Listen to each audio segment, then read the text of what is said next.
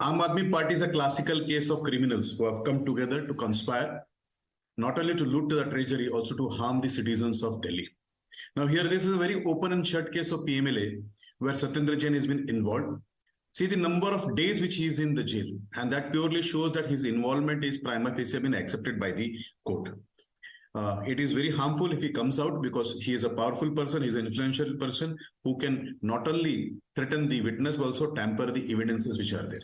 But I feel Aam Aadmi Party should own this particular responsibility and the Chief Minister should resign because most of his ministers are either in jail or on bail. Not only Satyendra Jain but also Manish Sisodia, if you see, he's been there in the jail and he's been denied bail by the trial court. I think Mr. Elahi is not informed, and as he's not a part of the Aam Aadmi Party, maybe he's not fully informed. Aam Aadmi Party has in habit of insulting judiciary. See, in 2013, they prosecuted, gave judgment, and they also printed posters of Sheila Dikshit, Chidambaram, Shibal, declaring them as to be criminals and conspirators and the people who took bribe.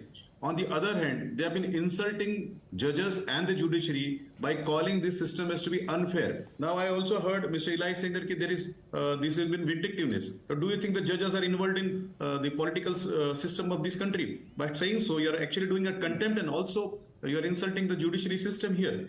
Third, aren't these people bigger than criminals? I call them as to be, in fact, the criminals are dropped in front of Manish Sisodia and Satyendra Jain because these both of them are giant criminals who not only conspired but also made sure that they make crores of rupees and they fool around all the citizens of Delhi.